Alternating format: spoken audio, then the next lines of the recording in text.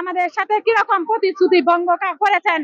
এই প্রতিশ্রুতি ভঙ্গ করার কারণে আমরা আবারও শেষ প্রান্তরে আমরা এসেছি এই প্রেস ক্লাবের সামনে এবং সচিবালয়ের সামনে। আমার বক্তব্য শুধু একটাই, আমরা এই নিরন্ন মানুষগুলা, আমাদের পেটে ভাত নাই,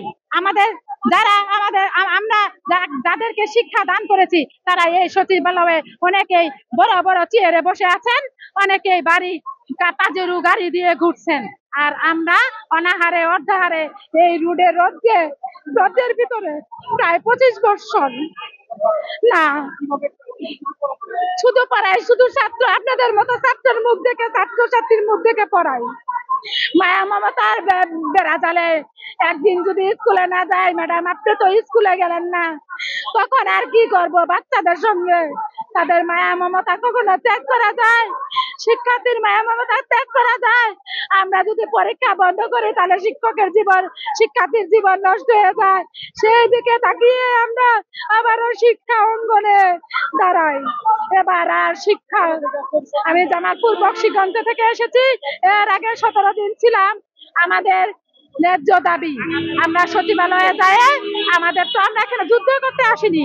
আমাদের সংস্কার যিনি করতে চেয়েছেন ডক্টর ইউনূস স্যার, ওনাকে বলতে চাই, উনি কি বধির হয়ে গেছেন? আমাদের এই আন্দোলন কি আপনাদের অবধি পৌঁছায় না? যে শিক্ষকেরা রাজপথে সকালবেলা কিছুই খায়নি, এখন রোদের মধ্যে এই মনে করেন রাস্তায় আমরা সারা বাংলাদেশের নন-এনপিও শিক্ষক কর্মচারী যারা আছেন তাদেরকে আমরা এখানে রাজপথে আসি, থাকবো ইনশাল্লাহ। এবার আমরা ইতিহাস গড়ব না, ইতিহাস সৃষ্টি করব। এই রাজপথে শেষবারের মতো রক্ত রঞ্জিত করে আমরা এখান থেকে আর কোনো কিছু চাওয়ার নাই।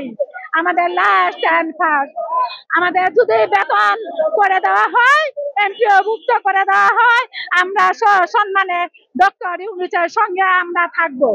আর যদি আমাদের কোনো ক্ষয়ক্ষতি হয়, একটা শিক্ষক যদি এই রাজপথে মারা যায়, তাহলে আমি মিডিয়াদেরকে আহ্বান জানাই, আপনারা আমার সন্তান, আপনাদের অনেক মিডিয়া যারা আছেন তারা শিক্ষকের কাছে আপনারা জ্ঞান অর্জন করেছেন কি না, আপনাদের বিবেকের কাছে প্রশ্ন করে দেখেন কার কাছে আপনারা জ্ঞান অর্জন করেছেন।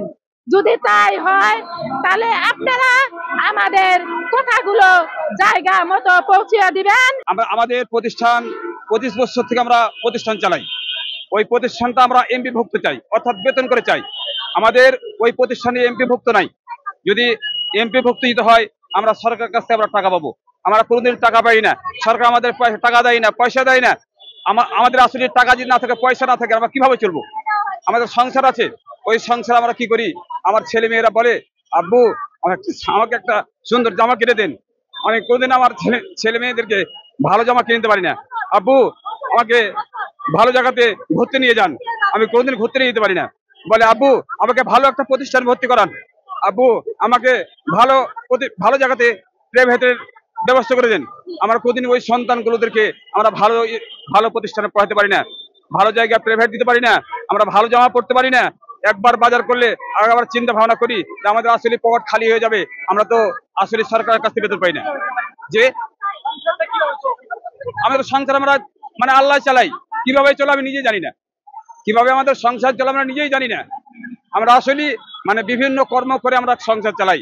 তাই আমরা বলি যে আমাদের যে সমস্ত প্রতিষ্ঠানগুলো এমপিভুক্ত হয় না, ওই সমস্ত প্রতিষ্ঠানগুলোকে এমপিভুক্ত করার আপনারা অবশ্যই ব্যবস্থা করবেন।